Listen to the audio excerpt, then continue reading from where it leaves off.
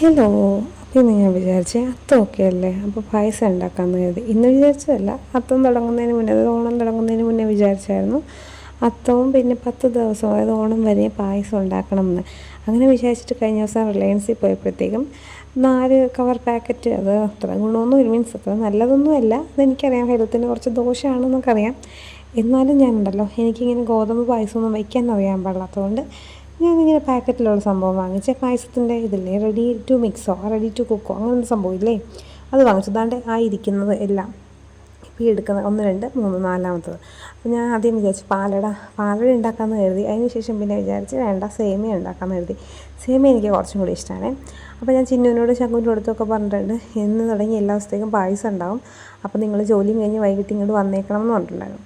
അങ്ങനെ പിന്നെ നോക്കുമ്പോൾ അതിൽ 8 പേർക്ക് കുടിക്കാമെന്നുണ്ട്. അപ്പോൾ ഞാൻ ഇവിടെ ഉണ്ടാക്കിയായിരുന്നു ഞങ്ങൾ 4 പേര്, പിന്നെ അപ്പുറത്ത് 4 പേരുണ്ടല്ലോ, അച്ഛനും അമ്മച്ചിയും അച്ചായി അമ്മയൊക്കെ ഉള്ളതുകൊണ്ട് അവർക്കൊക്കെ കൊടുക്കാമെന്ന് വിചാരിച്ച് അങ്ങനെ സെറ്റ് ചെയ്ത് ഉണ്ടാക്കിക്കൊണ്ടിരിക്കുവായിരുന്നേ. അപ്പോൾ ഒറ്റക്കാണ് ഉണ്ടാക്കുന്നത് കേട്ടോ. അത് വീഡിയോ ഒക്കെ അവിടെ ഇവിടെയൊക്കെ ഒന്ന് സെറ്റ് ചെയ്ത് വെച്ചിട്ട് ഞാൻ തന്നെ ഉണ്ടാക്കാനുള്ള പരിപാടിയിലൊക്കെയായിരുന്നു. അപ്പോൾ ഇടയ്ക്ക് നമ്മുടെ കുട്ടൂസൻ അവിടെ നിന്ന് കരയുന്നുണ്ട്, കാരണം നെയ്യുടെയൊക്കെ മണം വന്നപ്പോഴത്തേക്കും ആൾ കരയാൻ തുടങ്ങി. പാല് ചൂടാവുന്ന മണവും വന്നപ്പോൾ ഭയങ്കരമായിട്ട് കരയുന്നുണ്ടായിരുന്നു. പിന്നെ ഞാൻ വലിയ മൈൻഡ് കൊടുത്തില്ല, കാരണം ഭയങ്കരമായിട്ട് ശല്യം ചെയ്യുമല്ലോ അത് വെച്ചിട്ട്.